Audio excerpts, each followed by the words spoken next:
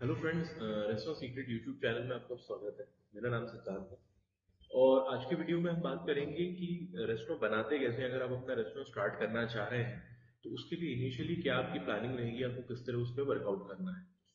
तो छोटे एस्पेक्ट जो है इस चीज़ के, बाइक वगैरह से रिलेटेड, कुकिंग वगैरह से रिलेटेड, वो हम सेकंड पार्ट में कवर करेंगे। फर्स्ट पार्ट में जो मेजर चीज़ें होती हैं, जो टॉप 3 चीज़ें होती हैं मेरे हिसाब से, वो हम करेंगे। तो ये 3 चीज़ें मैं इसलिए आपसे शेयर कर रहा हूँ क्योंकि मेरे भी जो क्लाइंट्स हैं जिनको रेस्टोरेंट स्टार्ट करना होता है, जिनको हमने रेस्टोरेंट स्टार्ट करवा के दिए हैं, वो भी इन 3 पॉइंट्स के बाद उनके लिए जर्नी काफ़ी स्मूथ हो जाती है। वो बहुत आसानी से आगे की चीज़ों को कर पाते हैं। इसीलिए मैंने ये 3 मेजर पॉइंट्स वर्कआउट करे हैं। तो बोरिंग वीडियो नहीं है, छोटा सा वीडियो है। आपको अगर इससे इनपुट मिले तो प्लीज़ वीडियो को लाइक शेयर कीजिएगा, चैनल को सब्सक्राइब कीजिएगा। तो चलिए शुरू करते हैं। तो पहला पॉइंट आता है सबसे इम्पोर्टेंट, आपका बजट फाइनलाइजेशन। जी हाँ, बजट फाइनलाइजेशन इसलिए इम्पोर्टेंट है क्योंकि ये मेजर रीजन है जिसके कारण रेस्टोरेंट्स फेल होते हैं। लोग क्या करते हैं कि उनके पास लेट से एक्स अमाउंट ऑफ कैपिटल है, वो पूरा का पूरा एक्स अमाउंट ऑफ कैपिटल लगा देते हैं रेस्टोरेंट में, उसके खर्चे में, उसके इंटीरियर में, उसके फिक्स्ड इन्वेस्टमेंट में। उसके बाद उनके पास रनिंग के लिए पैसे ही नहीं बचते हैं। लेकिन अगर आप थोड़ा जुडिशियसली प्लान करें और प्रॉपर प्लानिंग करके चलेंगे और खर्चों को थोड़ा सा कंट्रोल करके चलेंगे तो कोई रेस्टोरेंट बिजनेस फेल होने के चांसेस हार्डली 5% होते हैं। अगर आपने थोड़ा भी वर्किंग ठीक से करा है तो आपको कभी भी इशू नहीं आएगी रेस्टोरेंट को सक्सेस करने में। तो फाइनेंशियल एस्पेक्ट, जो कि हर बिजनेस का सबसे इंपॉर्टेंट एस्पेक्ट है, यहाँ भी वो बहुत इंपॉर्टेंट है। तो मैं अपने एक्सपीरियंस से आपको बता रहा हूँ। मेरे हिसाब से हमको फाइनेंस को 3 पार्ट में ब्रेक करना चाहिए। पहला पार्ट जो होता है वो होता है फिक्स्ड इन्वेस्टमेंट। फिक्स इन्वेस्टमेंट को भी हम 2 पार्ट्स में ब्रेक करेंगे। एक होता है किचन में या अंदर का इन्वेस्टमेंट होता है, एक होता है बाहर का, जो कि रेस्टोरेंट के इंटीरियर में होता है। ये दोनों एक्सपेंसेस में बहुत ज्यादा डिफरेंस होता है। मैं आपको बताता हूँ कि किचन का जो एक्सपेंसेस है वो आप कंट्रोल नहीं कर सकते। जी हाँ, क्या होता है कि आपने कुछ भी कुजीन डिसाइड करा है, उसके लिए एक एक्स नंबर ऑफ भट्टियां लगती हैं। जैसे मान लीजिए आप Indian Chinese multi cuisine restaurant है, तो उसके लिए आपको एक भट्टी लगेगी एटलीस्ट 3 बर्नर की। इंडियन के लिए एक भट्टी लगेगी एटलीस्ट आपको चाइनीज की 2 या 3 बर्नर। इसके अलावा आपको इंडियन के लिए लगेगा एक तंदूर, कम से कम। अगर आपका थोड़ा भी बड़ा रेस्टोरेंट है तो आपको लगेंगे 2 तंदूर। इसके अलावा मल्टी कुजीन में आपके पास पिज्जा आता है तो आपको पिज्जा ओवन लगेगा। सैंडविचेस आते हैं, आपको सैंडविच ग्रिलर लगेगा। पेंट्री आइटम के लिए आपको एक आपका रेफ्रिजरेटर लगेगा, एक आपको फ्रीजर लगेगा। आपके इंडियन चाइनीज आइटम के लिए आपको एक रेफ्रिजरेटर लगेगा, एक फ्रीजर लगेगा। एक आपको लगेगा पिकअप काउंटर। आपको कटिंग चॉपिंग के लिए स्टैंड्स लगेंगे, आपको स्टोरेज के लिए रैक्स लगेंगे। ये इनएविटेबल होता है, इनको खर्चों को आप अवॉइड कभी नहीं कर सकते। किचन में जो इन्वेस्टमेंट है रेस्टोरेंट में, वो काइंड ऑफ फिक्स रहेगा। ये बेयर मिनिमम आइटम्स है जो आपको लगाने पड़ेंगे। फिर अगर आप थाली वगैरह का सेटअप स्टार्ट करना चाहते हैं तो आपको उसके लिए तवा रोटी की भट्टी लगेगी।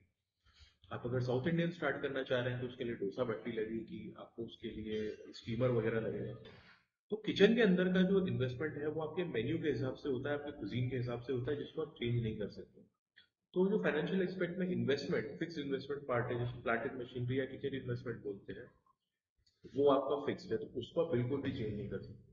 आप कर सकते हो जो आपका इंटीरियर है उसको। लेट सपोज हम एक एग्जाम्पल के लेते हैं, आपका बजट है 50 लाख। 50 लाख रुपए में से आपने पहला जो इन्वेस्टमेंट पार्ट है उसमें आपने रखा 30 लाख रुपीज। 30 लाख रुपीज में से आप मान के चलिए कि एटलीस्ट 15 लाख रुपीज आपको किचन में इन्वेस्टमेंट जाएगा ही जाएगा, उसको आप बिल्कुल भी कम नहीं कर सकते हैं। उसके अलावा आप किस चीज में कम ज्यादा कर सकते हैं? आप क्रॉकरी में कम ज्यादा कर सकते हैं। आप मेलामाइन की क्रॉकरी ले सकते हैं, आप बोन चाइना की क्रॉकरी ले सकते हैं। आजकल दौर में बहुत अलग अलग डिजाइन आते हैं। एक अच्छी क्वालिटी के प्लास्टिक की मिल्टन वगैरह की भी आजकल बहुत अच्छी क्रॉकरी आती है। उसमें आप कट डाउन कर सकते हैं। आप 50 रुपए की प्लेट की जगह 30 रुपए की प्लेट ले सकते हैं। आप 50 रुपए की कटोरी की जगह 40 रुपए कटोरी ले सकते हैं। इसके अलावा आप ग्लासेस वगैरह इन पे कट ऑफ कर सकते हैं। सेकंड थिंग जिस पे आप कर सकते हैं कंट्रोल, वो है चेयर्स, टेबल्स, इनकी कॉस्टिंग। ऑन एन एवरेज आप मार्केट में देखेंगे तो जो डिजाइनर चेयर्स होती हैं वो 3 से 3.5 हजार रुपए की आती हैं। वुडन चेयर्स जो रहती हैं वो भी ऑलमोस्ट 3 हजार के आसपास की आती हैं। अगर आप मैन्युफैक्चरर के पास जाके डायरेक्टली उससे बनवाते हैं और उसको डायरेक्टली रॉ मटेरियल प्रोवाइड करते हैं, कपड़ा खुद से खरीद के ले जाके देते हैं, तो आपकी कॉस्ट कटिंग हो सकती है। तो पहला पार्ट जो इन्वेस्टमेंट का है उसको आपको ब्रेक करना है 2 पार्ट्स में। पहला है किचन। किचन में आपको गैस पाइपलाइन, चिमनी, इक्विपमेंट सब कुछ आ जाएगा।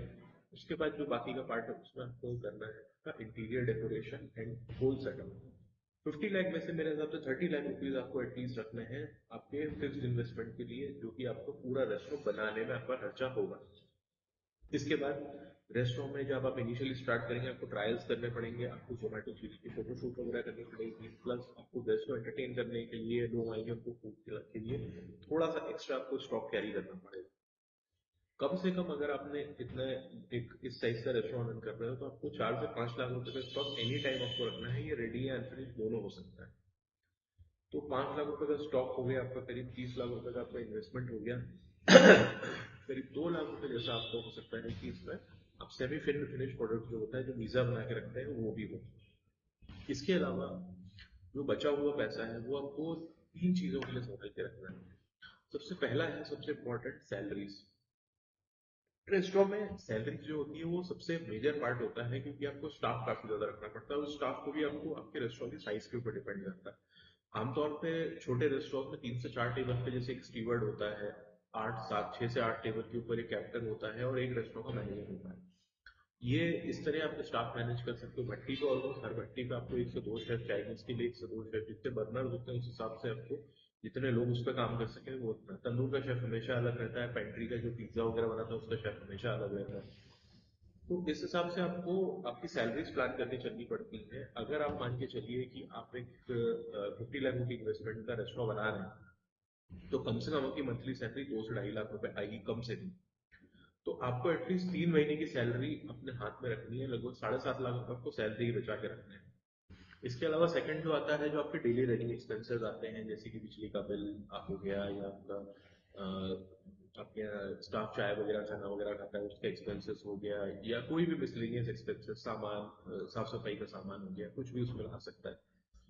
तो उसके लिए आपको कम से कम 1 लाख रुपए पर मंथ के हिसाब से 6 महीने या 3 महीने के लिए रखने हैं अपने पास। तो 7.5 लाख रुपए वो हो गया, 3 लाख ये हो गया, 30.5 लाख तो सही हो गया। तीसरा आता है, आपको कम से कम 2 से 3 महीने का मार्केटिंग एक्सपेंसेस आपके पास रखना है। ऑन एन एवरेज अगर आप इंस्टाग्राम या फेसबुक पे प्रमोट करेंगे, या अपने शहर के किसी भी अच्छे पेज को देंगे प्रमोट करने के लिए, तो वो एक महीने का आपसे 10 से 12 हजार रुपये लेगा। अगर आप और अच्छे लेवल की मार्केटिंग करते हैं तो कहीं भी महीने के 20 से 25 हजार रुपये कहीं नहीं है। तो वो भी आपको अपने पास रखना है, क्योंकि नया रेस्टोरेंट आपको रन करने के लिए उसमें मार्केटिंग में तो पैसा डालना पड़ेगा, अदरवाइज प्रमोशन नहीं होता है। रेस्टोरेंट्स को प्रमोट करने के लिए बहुत सारे मीन्स है आज की डेट में। इन्फ्लुएंसर्स हैं जो कि जिनकी नीड्स आप करा सकते हो, जो कई बार बार्टर में कर देते हैं, कई बार छोटा मोटा चार्ज लेते हैं। लीफलेटिंग करा सकते हो अपने नियर बाय एरिया में आप, इंस्टाग्राम पेजेस पे प्रमोट करा सकते हो। न्यूज़पेपर ऐड, रेडियो ऐड, ये सब बहुत इफेक्टिव नहीं होते रेस्टोरेंट के केस में, क्योंकि इतना ज्यादा इन्फ्लुएंस नहीं कर पाते हैं वो। तो फाइनेंशियल एक्सपेक्ट के जो तीन मैंने आपको बताया, पहला था इन्वेस्टमेंट, फिक्स्ड और किचन। दूसरा था आपका वेरिएबल एक्सपेंसेस के लिए आपके जो वर्किंग कैपिटल जिसको बोलते हैं, वो आपको हाथ में रखिए। और डेली रनिंग में थोड़ा बहुत कैश इन हैंड, जो कि आपके डेली एक्सपेंसेस जो आपके साफ सफाई की चाय पानी वो सब के रखते हैं, वो आपको रखना है। ये तीनों चीजें अगर आपने मिला के आपके पास इतना फंड है कि आपने रेस्टोरेंट बना लिया है, पूरा कंप्लीट हो गया है, और उसके बाद आपके पास 3 से 6 महीने के फंड है, तो बहुत मुश्किल है कि फाइनेंशियल एस्पेक्ट पे आपके रेस्टोरेंट में कोई चैलेंज आएगा आगे आने वाले समय में। अगर इसके अलावा कोई चैलेंज आता है तो वो फाइनेंस से रिलेटेड नहीं रहेगा, वो आपकी रेसिपीज, क्विजीन, आपकी लोकेशन, इनसे रिलेटेड रहेगा। मोस्टली रेस्टोरेंट इतने टाइम में परफॉर्म करने लग जाते हैं, 3 महीने के अंदर अंदर इतना आने लगता है कि आपको सैलरी वगैरह में पूरा अमाउंट अपनी जेब से नहीं देना पड़ता, रेस्टोरेंट बिल्कुल देने लगता है। अगर इतना फंड आपने सिक्योर कर लिया है तो आप 6 महीने तो इजीली निकाल लेते हैं, कई बार साल साल भर तक आप निकाल सकते हैं बिना प्रॉफिट। उसके बाद भी अगर आपके रेस्टोरेंट में प्रॉफिट नहीं आ रहा है तो फिर कुछ ना कुछ कॉल लेने की जरूरत है। सेकंड जो एस्पेक्ट होता है फाइनेंशियल के बाद, वो होता है टाइप ऑफ रेस्टोरेंट कैसे फाइनल। तो देखिए, टाइप ऑफ रेस्टोरेंट में हम लोग मेजरली जिस पे बात करेंगे वो है dine in multi cooking restaurant, जो कि ट्राइड एंड टेस्टेड फॉर्मूला है। एक डिसेंट इन्वेस्टमेंट पे बहुत अच्छा रिटर्न देता है।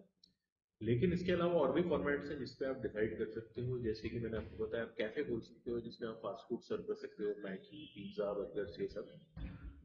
ये कम इन्वेस्टमेंट पे बन जाते हैं, लेकिन इसमें आपको टर्नओवर बेस जो रहता है, टर्नओवर बहुत हाई नहीं हो पाता है, क्योंकि कैफे यूजुअली बहुत ह्यूमंगस टर्नओवर नहीं करते, कि आइटम जो रहते हैं सस्ते आइटम रहते हैं। इसके अलावा सेकंड जो ऑप्शन रहता है वो रहता है क्यूएसआर। क्यूएसआर का मतलब होता है, जिस तरीके के आप कैफे मॉल्स में देखते हैं, जो फूड कोर्ट में रेस्टोरेंट होते हैं, काइंड ऑफ उस तरीके का। वो पिकअप हो सकता है, पिकअप एंड डिलीवरी हो सकता है, या छोटी सीटिंग वाला हो सकता है। ये भी अगेन बहुत अच्छा बिजनेस करते हैं, लेकिन बहुत एक्स्ट्राऑर्डिनरी टर्नओवर आप इससे भी अचीव नहीं कर सकते हो, क्योंकि लिमिटेशन रहती है, इसकी मेन्यू लिमिटेड रहता है, इसको एक बार में एक लिमिटेड कस्टमर को सर्व कर सकता है। तो डिपेंडिंग अपॉन योर बजट आपको दोनों तीनों फॉर्मेट पे वर्कआउट करना है। आप देख सकते हो, अगर आपको 5 से 7 लाख रुपए पे काम करना है तो आप QSR ओपन कर सकते हो, एक छोटा कैफे ओपन कर सकते हो। आपको एक अच्छा कैफे ओपन करना है तो आप 10 से 12 लाख 15 लाख रुपए इन्वेस्ट करके एक अच्छा कैफे ओपन कर सकते हो। अगर आपको एक फाइन डाइन रेस्टोरेंट ओपन करना है तो उसमें कहीं भी 40 लाख से 50 लाख रुपीज से 70 से 75 लाख रुपीज तक आप कर सकते हो। अगर आपको एक जनरल डाइनिंग रेस्टोरेंट ओपन करना है मल्टी कुजीन, क्योंकि मार्केट में सिटी के बीच में कई जगहों पे इस तरह होते हैं जो सस्ते होते हैं, डेली बेसिस पे लोग वहाँ खाने जाते हैं, तो भी आपका 25 से 30 35 लाख के बीच में कहीं भी इन्वेस्टमेंट जा सकता है। तो बजट फाइनलाइज करने के बाद सेकंड सबसे इम्पोर्टेंट पॉइंट है, आपको रेस्टोरेंट कौन सा बनाना है, आपको वो फाइनल करना है। आपका कॉल है, आप रिसर्च कीजिए, आप बजट देखिए अपने, उसके बाद आप डिसाइड कीजिए आपको क्या बनाना है। इसके बाद जो थर्ड सबसे इम्पोर्टेंट पॉइंट आता है वो है लोकेशन। तो मैं आपको बोला कि तीन मेरे शॉर्टलिस्ट करे वो सबसे इम्पोर्टेंट जो मेरे एक्सपीरियंस से पॉइंट्स। पहला है बजट, दूसरा है टाइम, उसमें तीसरा आता है लोकेशन। यही तीन मेजर रीजन भी होते हैं कि रेस्टोरेंट में सक्सेस होना है या ना होना है। तो लोकेशन फाइनलाइज करने के लिए आजकल बहुत सारे ऑप्शंस हो गए हैं मार्केट में। कंसल्टेंट्स भी होते हैं, रियल एस्टेट वाले, जो भी आपको गाइड करेंगे। आप ऑनलाइन भी गूगल मैप पे देख सकते हो कहाँ पे क्या अवेलेबल है, खुद से मार्केट में सर्वे कर सकते हो। रेस्टोरेंट की लोकेशन फाइनल करने के लिए मैंने जो स्ट्रेटेजी अपनाई थी वो मैं आपके लिए 3 पॉइंट में ब्रेक डाउन करूंगा। पहला जो टाइप ऑफ लोकेशन होती है वो है मेन मार्केट। दूसरा टाइप होता है हाईवेज पे, जो कि आजकल काफी ट्रेंडिंग है।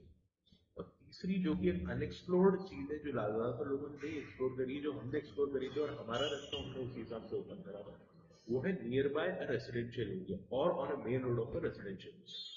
तो मैं आपको इन तीनों चीजों के प्लस माइनस बता देता हूँ। तो मेन मार्केट की सबसे बड़ा एडवांटेज जो है वो ये है कि सेल्फ मार्केटिंग होती है इसकी। इसकी मार्केटिंग में आपको खर्च नहीं करना है। रोज का वहां से 3 4 लाख 5 लाख लोग निकल के जाएंगे, वो आपका रेस्टोरेंट देखेंगे, उनको लगेगा ठीक है, इंटीरियर ठीक है, सामने से ठीक दिख रहा है, मेन्यू ठीक है, तो आके आपके यहाँ खाएंगे और रिपीट करेंगे। इसके अलावा आपको कंस्ट्रक्टेड स्पेस मिल जाएगी। ज्यादातर जगहों पे खाली प्लॉट वगैरह नहीं मिलता मेन मार्केट में, तो आपको कंस्ट्रक्शन पे पैसा खर्च नहीं करना है। इसके अलावा सबसे मेजर जो एडवांटेज ये रहेगा कि जो मार्केटिंग पे ह्यूमंगस एक्सपेंडिचर होता है आज के डेट में, वो बहुत महंगी है मार्केटिंग, वो आपका बिल्कुल एब्सोल्यूट जीरो हो जाएगा, क्योंकि आप चाहो तो वहां से मार्केटिंग नहीं करके भी कर सकते हो, अप्रोचेबल अच्छी जगह पर रेस्टोरेंट ओपन करो। मेन मार्केट में खोलने का सबसे बड़ा इशू है कि वहां पे आपको बहुत ही हाई रेंट पे जगह मिलेगी, जगह छोटी मिलेगी, ये भी इशू है कि बहुत बड़ी बड़ी स्पेसेस मेन मार्केट में अवेलेबल नहीं होती है। अगर होंगी भी तो रेंटल उसका इतना हाई होगा कि वो आप नहीं कर पाओगे। आज की डेट में रेस्टोरेंट को फेल होने के जो सबसे मेजर रीजन है लोकेशन, जो मैं आपको बता रहा हूँ, उसका एक एस्पेक्ट रेंट है। सैलरी सबसे ज्यादा होती है रेंट रेस्टोरेंट में, उसके बाद जो सेकंड एस्पेक्ट आता है वो रेंट आता है। रेंट आज की डेट में वैसे ही रियल एस्टेट मार्केट इतना ज्यादा बढ़ गया है कि बहुत ज्यादा हो गया है ओवरऑल मार्केट में, आप किसी भी बिजनेस में जाए तो रेंट अगर ज्यादा है और आपके पास वर्किंग कैपिटल कम है तो आप वहाँ मैनेज नहीं कर पाएंगे, इसलिए रेंट एक बहुत बड़ा एस्पेक्ट है। तीसरा, रेस्टोरेंट्स में कई लोग ये भी देखते हैं कि पार्किंग अवेलेबल है कि नहीं, और मेन मार्केट में यूजुअली कार पार्किंग अवेलेबल नहीं होती है। लेकिन ये कुछ मेजर बहुत बड़ा इशू नहीं होता है, क्योंकि टू व्हीलर अगर आप छोटा रेस्टोरेंट खोल रहे हैं तो आपके कस्टमर टू व्हीलर वाले होंगे, वो इजीली मैनेज कर लेते हैं, आसपास छोटी गाड़ी लगा लेते हैं, कहीं कोई इतना इशू नहीं होता है। तो ये रहा पहला टाइप ऑफ लोकेशन। दूसरा टाइप ऑफ लोकेशन है हाईवे, जो कि आजकल काफी ट्रेंडिंग है। लोग ढाबे बोलते हैं, जिसके जो रहते रेस्टोरेंट है, मेन्यू पूरा रेस्टोरेंट में रहता है, लेकिन ढाबे जा रहे हैं बोल के निकलते हैं इधर से। इसका कारण ये होता है कि लोग सोचते हैं वीकेंड है तो भी एक ड्राइव भी हो जाएगी छोटी सी, और उसके बाद जाके कहीं हार्ड डिनर करेंगे तो अच्छा लगेगा, ओपन स्पेस मिलेगी, खुला खुला लगेगा थोड़ी शहर के अक्सर पसंद से बाहर। इसका सबसे बड़ा प्लस पॉइंट ये है कि इसका रेंटल बहुत कम रहता है। लेट से 1 लाख एक 1000 स्क्वायर फीट आप मेन मार्केट में लेते हैं तो उसका रेट आपको 1.5 लाख रुपए पड़ेगा। वहीं आप अगर 1000 स्क्वायर फीट, तो बहुत कम है हाईवे के लिए, अगर आप 5000 स्क्वायर फीट भी लेते हैं तो शायद 50,000 रुपये में आपको मिल जाएगा। ये एक बहुत बड़ा प्लस पॉइंट है हाईवे का, क्योंकि रेंटल में आपको कॉम्प्रोमाइज नहीं करना पड़ेगा। रेंटल तो आप महीनों महीनों निकाल सकते हो, इतना कम होता है। दूसरा, पार्किंग का आपको कोई इशू नहीं रहेगा। यहाँ पे आपको एक बड़ी स्पेस मिलेगी, ह्यूज स्पेस मिलेगी, जिसमें आप ओपन भी कर सकते हो, क्लोज भी कर सकते हो, गाड़ी में बैठा के लोगों को खिला सकते हो, मल्टीपल चीजें कर सकते हो। इसका ड्रॉबैक सबसे बड़ा ये है कि पहली चीज तो 90% केस में हाईवेज पे आपको प्लॉट मिलते हैं, कंस्ट्रक्टेड एरिया नहीं मिलता है। तो जो आपकी कॉस्ट ऑफ इन्वेस्टमेंट है वो बढ़ जाती है। तो फिक्स इन्वेस्टमेंट की कॉस्ट की हम बात करें वो आपकी बढ़ जाएगी, इसलिए क्योंकि आपको बेस से पूरा स्ट्रक्चर खड़ा करना पड़ेगा, चाहे आप लोहे का करें चाहे आरसीसी का करें, जो भी करेंगे वो आपका एक एडिशनल एक्सपेंडिचर रहेगा। इसके अलावा एक मेजर इशू ये है कि हाईवे पे आपने ओपन करा है तो आपकी मार्केटिंग की आपको हर ड्रास्टिक रिक्वायरमेंट रहेगी, क्योंकि हाईवे पे इतना ज्यादा फुटफॉल या इतना ज्यादा सामने से गाड़ियां भी निकलती है तो बड़ी तेजी से निकल जाती है, हो सकता है आपको नोटिस नहीं करें, तो इसीलिए आपको मार्केटिंग में बहुत हैवी एक्सपेंडिचर करना पड़ता है। तीसरा जो एक डेली के रनिंग का इशू है हाईवे पे, मैं हाईवे पे भी एक रेस्टोरेंट स्टार्ट करा था लेकिन उसको एक साल में ही हमने किसी को सेल आउट कर दिया। ये प्रैक्टिकल एक्सपीरियंस है, मैं आपको बता रहा हूँ। हाईवे पे सबसे बड़ा इशू ये रहता है कि आपका जो स्टाफ रहता है उसको कम्यूट करने में बहुत दिक्कत होती है, इसलिए स्टाफ बहुत फ्रिक्वेंटली चेंज होता है, क्योंकि लोग चाहते हैं कि उनके घर के आसपास ही उनको कोई जगह मिल जाए और वहीं पे वो लोग रह लें, वहीं पे काम कर लें, क्योंकि उससे उनका पैसा भी बचता है, टाइम भी बचता है और थोड़ी एफिशिएंसी भी बेटर रहती है। हाईवेज पे स्टाफ का बहुत इशू रहता है, फिर या तो अगर आप उनको खुद एकोमोडेशन देंगे तो आपकी कॉस्ट बढ़ेगी, अगर आप एकोमोडेशन नहीं देते हैं तो आपको कुछ ना कुछ अरेंजमेंट उनके कम्यूट का करना पड़ेगा, अगेन कॉस्ट बढ़ेगा। तो ये रहा हाईवे। तीसरा एस्पेक्ट जो हमने एक्सप्लोर करा था और इस रेस्टोरेंट के लिए जिसमें मैं अभी बैठा हूँ हमने डिसाइड करा था, वो था रेजिडेंशियल एरिया की ग्रोथ। हमने एक्चुअली क्या देखा था कि कई रेस्टोरेंट पिछले 15-15 20-20 साल से कई अच्छी बड़ी बड़ी कॉलोनीज जहाँ पे 3-3 4-4 लाख लोगों की पॉपुलेशन है, 1-1.5 किलोमीटर की प्रोक्सीमिटी में वहाँ बैठे हुए हैं और 10-10 15-15 साल से ये लोग अपना बिजनेस सक्सेसफुली रन कर रहे हैं। ये मार्केट में बहुत ज्यादा फेमस एज ए ब्रांड नहीं है लेकिन उस एरिया में इनको सब जानते हैं।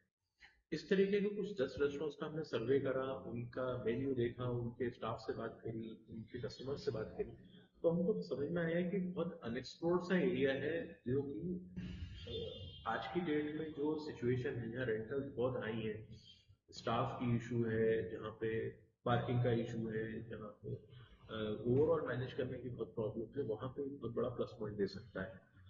तो सबसे बड़ा एडवांटेज ये है कि इसका रेंट आपको मीडियम मिलेगा, हाईवे से थोड़ा ज्यादा मिलेगा लेकिन मेन मार्केट से कम मिलेगा। और अगर आपने कुछ अच्छी जुगाड़ कर ली, जैसे मेरे एक फ्रेंड ने भी एक रेसिडेंशियल एरिया में बंगलो लेके उसने कैफे खोला है, उसको तो बहुत ही कम रेंट पे पूरा बंगलो मिल गया रेंट उसके कैफे के लिए। वहीं कंस्ट्रक्शन आपको 90% केस में या तो शोरूम बना मिलेगा, शॉप बनी मिलेगी, या बंगलो या कुछ इस तरीके का मिल जाएगा आपको रेंट पर, तो उस पर भी खर्चा नहीं करना है। तीसरा, बड़ी स्पेस मिल जाएगी आपको, सबसे बड़ा प्लस है। पार्किंग की इसमें कोई इशू कभी नहीं आएगी। चौथा जो सबसे बड़ा प्लस पॉइंट इसका ये है कि क्या होता है कि ये एस्पेक्ट हम लोग पता नहीं कभी नोटिस करते हैं या नहीं करते हैं, आपके घर के आसपास का जो रेस्टोरेंट होगा ना, उससे आपका एक अजीब सा कनेक्ट बना रहेगा। आप उससे डेली बेसिस पे कुछ ना कुछ छोटी मोटी चीजें मंगाते रहोगे। जैसे कि हमारे रेस्टोरेंट का मैं आपको बताता हूँ, हमारे रेस्टोरेंट करीब 1 किलोमीटर के प्रोक्सिमिटी में 3-4 लाख लोग रहते हैं। उनके घर में मान लीजिए वीकेंड हो या वीकडे हो, कभी ना कभी कुछ एक गेस्ट आ गया, कभी कोई सब्जी बन रही है, कभी दाल नहीं बनाते, कभी रोटी नहीं बनाते, किसी दिन वो एक दाल का ऑर्डर कर देते हैं, किसी दिन एक सब्जी का ऑर्डर कर देते हैं, किसी दिन गेस्ट आए पूरा खाना ऑर्डर कर देते हैं। कई एक फैमिली रहती है हमारे रेस्टोरेंट से बिल्कुल करीब 100 मीटर दूर पे, उनके यहाँ फिक्स है कि कोई भी फैमिली फंक्शन उनका होता है तो उनका फैमिली फंक्शन उनके घर पे होता है, फिर वॉक करके पूरी फैमिली हमारे यहाँ आती है, उसके बाद वो हमारे यहाँ लंच डिनर करके जाती है।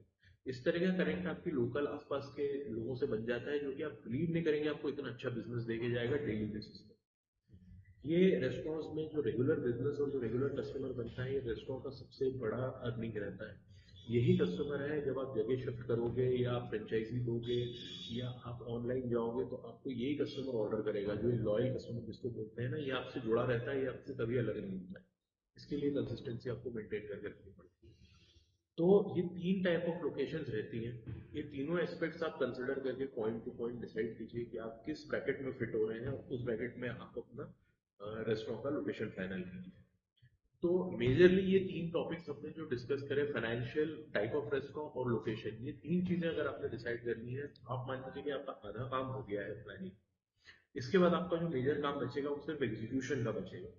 तो एग्जीक्यूशन वाला जो आपका काम है उसकी बात हम करेंगे चलते चलते, हमारा रेस्टोरेंट जो बनना स्टार्ट हुआ तो उसके वीडियोस के साथ अगले वीडियो में।